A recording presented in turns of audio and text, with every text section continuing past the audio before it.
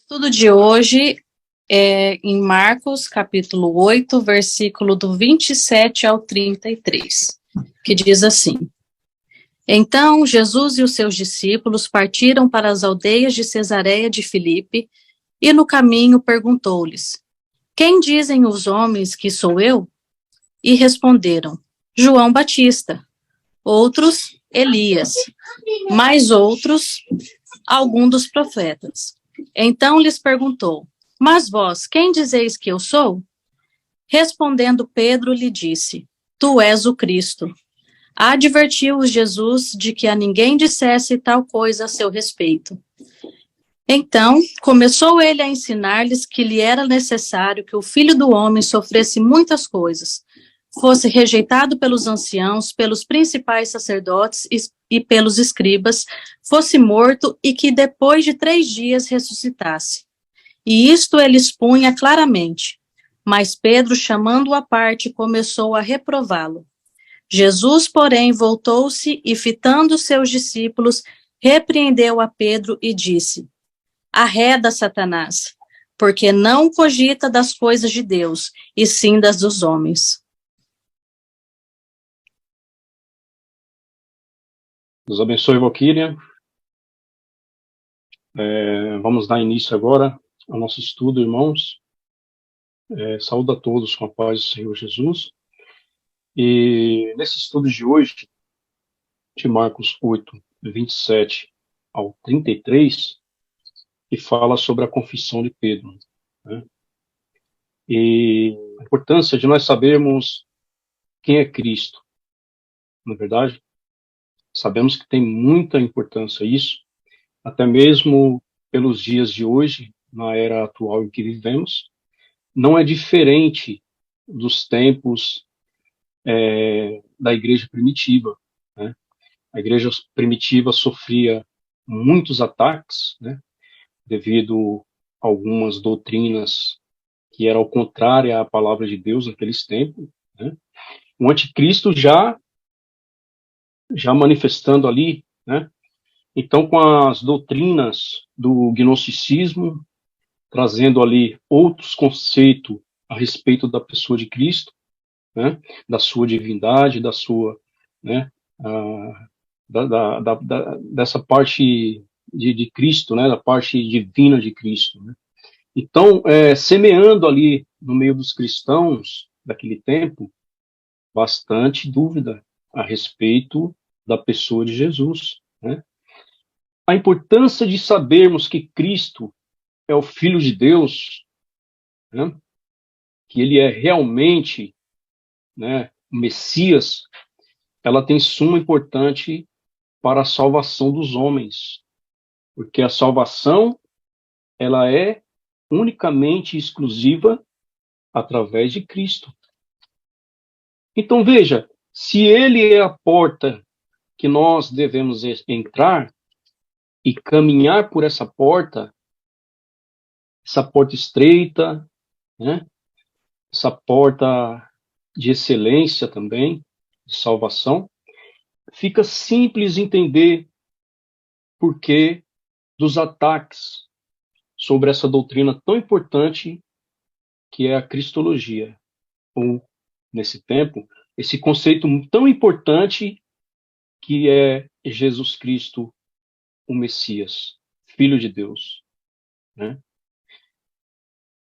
Como já se não bastasse, irmãos, esses ataques de filosofias que existiam naquele tempo, porque nós sabemos que no tempo da existência de Jesus Cristo, nós tivemos ali na história da filosofia os pré-socráticos, né? Então, nós sabemos que naquele tempo, aquelas filosofias também tentavam, de certa maneira, mudar o pensamento cristão. E foi justamente aí onde o inimigo lançou a semente na mente dos cristãos naquele tempo, né? Sabemos que naquele tempo a cultura helênica, né, era muito impregnada em toda a sociedade. É tanto que nós sabemos que o livro do Novo Testamento veio a ser escrito, né, do grego, na verdade. Então, irmãos, dada a importância de sabermos como a cultura helênica era tão fundamentada naquela época. Então, isso nós entendemos também que influenciava. Só que não era só questão de influência, não era só questão histórica, não era só questão filosófica. Mas sabemos também porque o mundo jaz do maligno. Quando nós olhamos, nós observamos ali em Mateus 4, né? Ali quando fala, né, que Jesus, cheio do Espírito Santo, voltou ao Jordão, foi conduzido pelo Espírito ao deserto, sendo 40 dias tentado pelo diabo, não teve fome.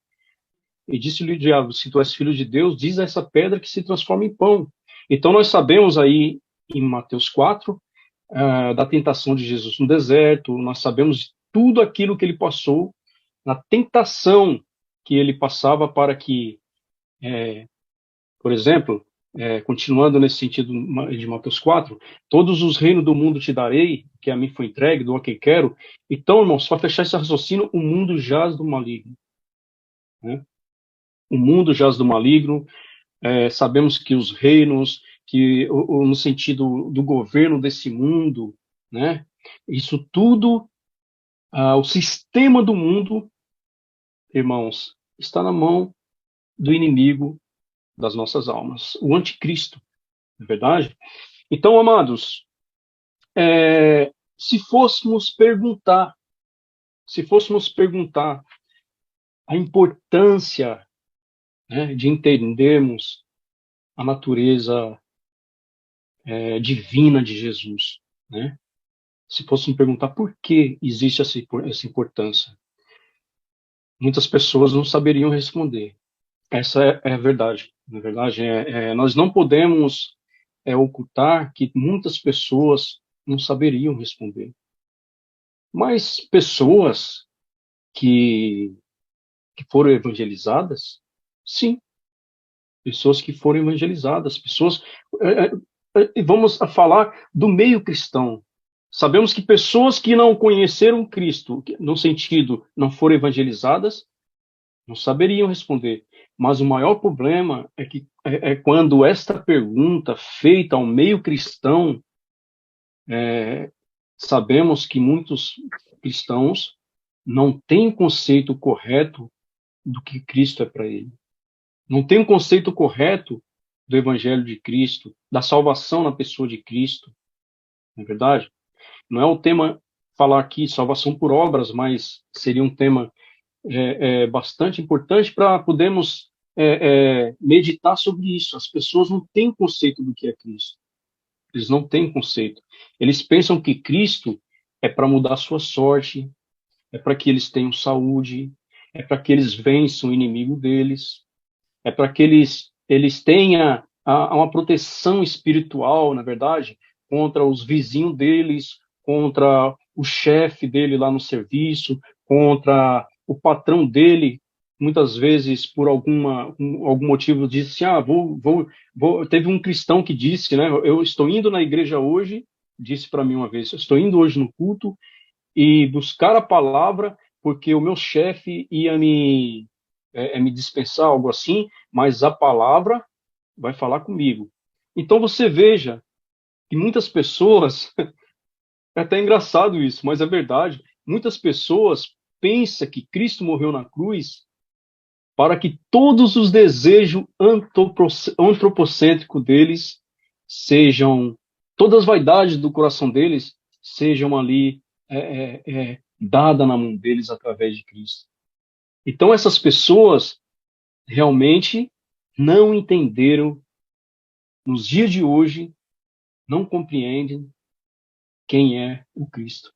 Não é verdade, irmãos? Então, aqui cabe reconhecer que é também crucialmente importante insistir que na plena divindade de Cristo, não só porque ela é ensinada de maneira clara na Escritura, mas também porque se alguém que fosse Deus infinito poderia arcar com toda a pena de todos os pecados de todos os que crescem nele. Qualquer criatura finita não seria capaz de arcar com tal pena. A salvação vem do Senhor em Jonas 2,9. E toda a mensagem da Escritura é moldada para mostrar que nenhum ser humano, nenhuma criatura jamais conseguiria salvar o homem, só Deus mesmo poderia. E Cristo é Deus, irmãos. Amados, então aqui na confissão de Pedro, conforme foi lido pela nossa irmã, aqui nessa confissão de Pedro tão importante, descrita nesse capítulo, sabemos que havia uma intenção como plano de fundo, e é o que veremos aqui. Também essa questão no meio judaico, no meio cristão, no princípio. O povo judeu aguardava o cumprimento das profecias. A vinda do Messias em sua concepção, um Messias político, um Messias que libertaria o povo e governaria a nação de Israel. Esse era o entendimento naquele tempo. Portanto, vejamos, irmãos, o que os homens e os discípulos pensavam acerca do conceito messiânico de Jesus e que implicações tem para nós. Quem era Jesus para os homens? Vemos claramente aí em Marcos 8, 27, né? Especificamente aqui no 27 e 28. E saiu Jesus e os seus discípulos para as aldeias da Cesareia de Filipe, e no caminho perguntou aos seus discípulos, dizendo: quem dizem os homens que eu sou? E eles responderam: João Batista, e outros Elias, mas outros um profeta. Jesus partiu para as aldeias de Cesareia de Filipe junto com seus discípulos. Enquanto caminhavam, Jesus lhes perguntou, amados, o que tinha ouvido das pessoas sobre a sua identidade. Quem dizem os homens que sou eu? Jesus queria saber deles, irmãos, o que as pessoas pensavam dele. Qual era o entendimento da pessoa de Jesus Cristo para o povo ali, irmãos. Na verdade, Jesus conhecia o conceito errado que todos tinham acerca do Messias, o que incluía seus discípulos. Sem hesitar, os discípulos responderam: João Batista, Elias, alguns dos profetas. Todas essas respostas, amados, estavam incorretas, revelando que a verdadeira identidade de Jesus ainda não era conhecida pelo povo. Eles não viam que Jesus era o Messias, o Filho de Deus. A esperança de todo o povo judeu era a vinda de um Messias rei, aquele que desembanharia a sua espada, que fosse para a batalha, que lutasse e que tirasse o povo de Israel da servidão romana, ou seja, do domínio romano. Amados, então, que viria da linhagem de Davi, estabeleceria o reino definitivo que o próprio Deus estabeleceria. Em Efésios 5, 23, irmãos, aqui o acordo desse pensamento vai estar em comum acordo em Efésios 5, 23, vai explicar bem essa questão do que o povo ali estabeleceria. Que a palavra Messias em hebraico, Machia, vem do aramaico Machisha e do grego Messias, e foi traduzido muitas vezes como ungido, o Cristo. Amados, havia dúvida entre os homens quanto a quem Jesus realmente era. Quem era Jesus para seus discípulos, irmãos? A pergunta de Jesus: mas vós, quem dizeis que sou? Em Marcos 8, 29. E ele lhes disse: mas vós, quem dizeis que eu sou? Respondendo Pedro, lhe disse: tu és o Cristo. Vemos aqui, amados, que os discípulos tiveram o seu exame final, a oportunidade para mostrar o entendimento que tinham a respeito de Jesus. Longe de que as multidões e os líderes religiosos pensavam. Assim como os discípulos tinham que chegar a um entendimento, um reconhecimento, a uma aceitação pessoal de Jesus, cada pessoa deve fazer o mesmo. A confissão, amados, então aqui, a confissão de Pedro, que era frequentemente aquele que falava mais, declarou o que ele veio a entender: tu és o Cristo. Nessa declaração, amados, Pedro revelou a sua crença em Jesus como Rei e Libertador prometido. O problema agora era ajudar esses discípulos a entender que tipo de Rei Jesus Cristo realmente era, amados. Então veja que o pensamento dos discípulos, o pensamento do povo, amados, ali carregado do entendimento da tradição judaica, esperava um Messias, um libertador. Amados, como vimos anteriormente, tanto os discípulos como o seu povo judeu esperavam que o Messias fosse um conquistador, um libertador, que venceria o pecado e libertaria o povo de suas garras. Pedido de Jesus, na sequência dos fatos, Jesus pede aos seus discípulos para não contarem a ninguém que ele era o Messias, porque nem eles entendiam por completo o significado da confissão de Pedro, e na realidade ninguém entenderia. Os discípulos, amados, apesar de crerem em quem Jesus era, também tinham uma ideia errada sobre ele. O que Jesus diz a respeito em Marcos 8:31? E começou a ensinar-lhes que importava que o Filho do Homem padecesse muito, e que fosse rejeitado pelos anciãos e príncipes dos sacerdotes e pelos escribas, e que fosse morto, mas que depois de 3 dias ressuscitaria. Jesus diz ser o servo sofredor. Ao contrário do que os discípulos pensavam, Jesus declara que não seria o Messias conquistador, porque ele ainda teria que sofrer, ser rejeitado, ser morto e ressuscitar. Mas um dia ele iria voltar em grande glória para estabelecer o seu reino. Jesus diz ser o Filho do Homem. O ensino de Jesus de que o Filho do Homem deveria sofrer corresponde às profecias de Daniel, de que Deus tinha o completo controle do plano de redenção. Daniel 7, 13 e 14, e 9, 26 e 27. O sofrimento também lembra a profecia de Isaías, do servo sofredor, em Isaías 53. Jesus, amados, portanto, ele repreende Pedro. Isso foi demais para Pedro. Jesus havia falado abertamente, mas essa notícia não foi bem sucedida. Se Jesus iria morrer, o que isso significaria para os discípulos? Se ele era verdadeiramente o Messias, então o que era toda esta conversa sobre ser morto? Então Pedro chamou a Jesus e lhe disse de que ele não deveria falar coisas assim. Foi, irmãos, ali para Jesus uma situação, como nós conhecemos, que Jesus teve até que repreendê-lo.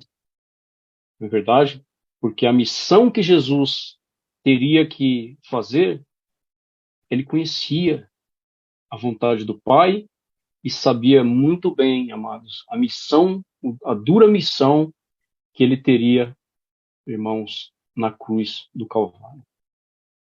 Amados, um teólogo luterano, Oscar Cullmann, descreve que Jesus viu uma tentação satânica na concepção de Messias que Pedro tinha.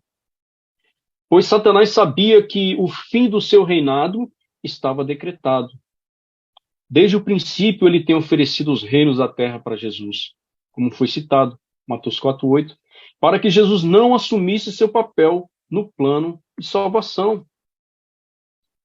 Então a conclusão, queridos, a conclusão é que vimos que havia um conceito errado a respeito do Cristo naquela época.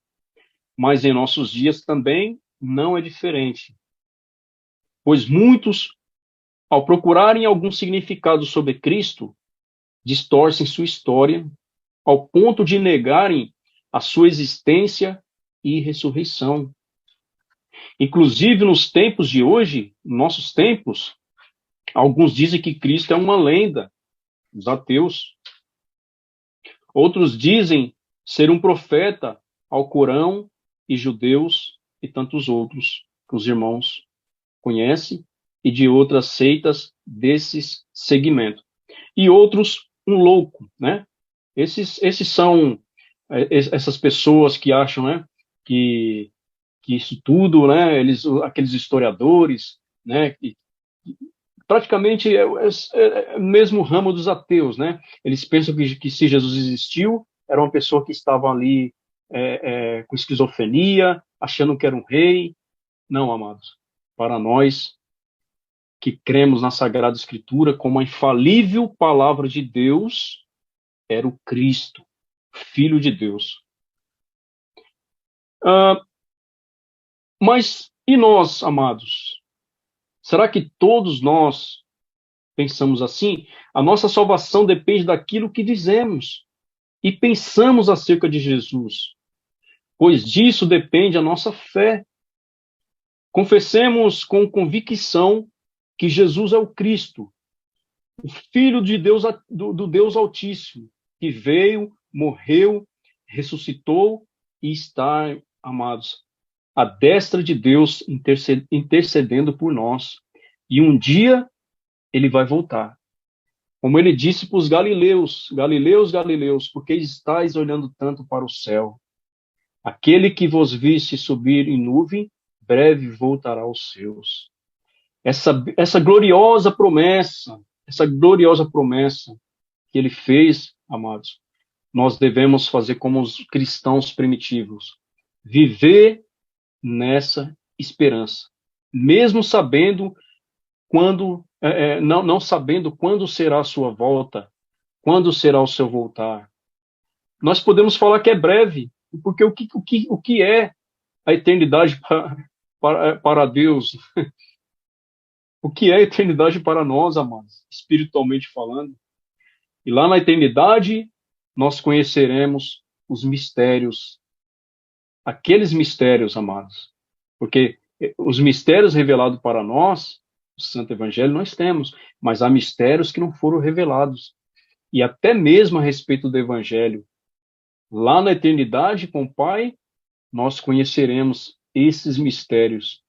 Então, amados, sabemos que a vida é passageira, sabemos que esse mundo é um mundo de tribulação, um mundo de angústia, um mundo de dor, um mundo de labuta, um mundo aonde, por nós sabemos que está na mão do anticristo, o evangelho nos tempos atuais está sendo mais atacado do que nunca. Porque naquele tempo tinha uma influência e outras de filosofias ali, de seitas que existiam na época, de falsos mestres, de anticristos, amados. Quando nós olhamos a Bíblia, às vezes nós pensamos que só os apóstolos passaram e viram, né? Não é verdade, amados? Mas nós que estamos sempre examinando as Escrituras, nós sabemos que isso não acabou e que isso sempre existiu, desde que o Evangelho foi semeado, desde que o Evangelho, desde que a obra salvadora de Deus, irmãos, se manifestou nessa terra, o inimigo da nossa alma também ali já estava ali, irmãos, lançando semeando as suas dúvidas sobre aqueles irmãos que o Senhor haveria de salvar. Mas os apóstolos foram bastante diligentes, irmãos, em combater os falsos mestres, combater as doutrinas, como nós ouvimos ontem na palavra, nosso irmão Daniel pregou ontem, os docetistas, né, daqueles gnósticos ali que negavam a divindade de Cristo, né, que dizia que Cristo nasceu como um homem normal, nasceu de uma virgem, mas não tinha ali a natureza espiritual. Nós sabemos que há uma variedade de seitas que existia naquele tempo, né? Então, amados, isso não acabou. A igreja de hoje, ela tem que se preparar mais do que nunca para combater os falsos mestres, para combater os falsos ensinos, que são muitos. Eles estão à torta direita, à esquerda, estão aí por aí, irmãos, distorcendo o evangelho, distorcendo a mensagem de Cristo, que é a mensagem da cruz, amados, prometendo assim o que o coração do homem quer, e assim ele está conseguindo enganar a muitos. Então, amados, fiquemos nesse conceito, nesse pensamento bíblico de que Cristo é o Filho de Deus, Filho do Altíssimo, que veio e morreu e ressuscitou, e intercede por nós para sempre. Nosso Deus, nosso Pai, estamos aqui agora, Senhor Deus, depois desse estudo que Tu tem preparado para nós, Senhor Deus. Quero abençoar cada um, Senhor, que ajudou nesse propósito, que está aqui presente, Senhor, nesse estudo que Tu tem nos abençoado, para que nós, Senhor, tenhamos um conceito verdadeiro, Senhor, uma fé, aquela fé que salva, Senhor, a fé salvífica no Filho de Deus. Eterno Deus, porque nós sabemos, Senhor, que não adianta o homem ganhar o mundo e perder a sua salvação.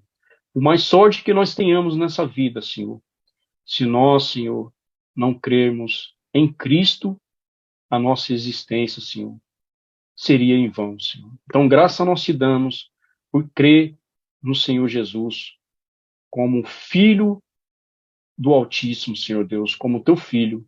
E assim, Senhor, nós estamos na tua presença, interrogando por todo aquele, Senhor Deus, que ainda não creu no Senhor Jesus, Senhor.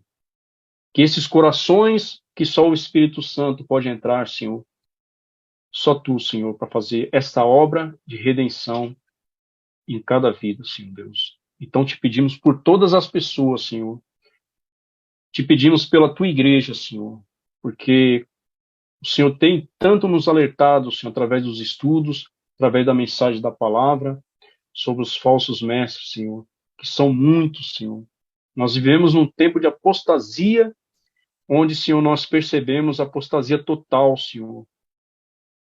Tem os remanescentes, Pai. Então, venha nos dar força, venha nos abençoar, Senhor, no sentido da Tua palavra, para que nós venhamos ter cada vez mais, Senhor, conhecimento da Tua verdade, Senhor.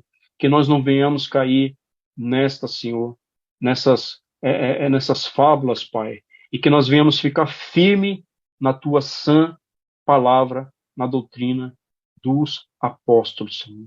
Assim, graças te damos por tudo, em o nome do teu Filho Jesus Cristo, que é bendito para sempre. Amém.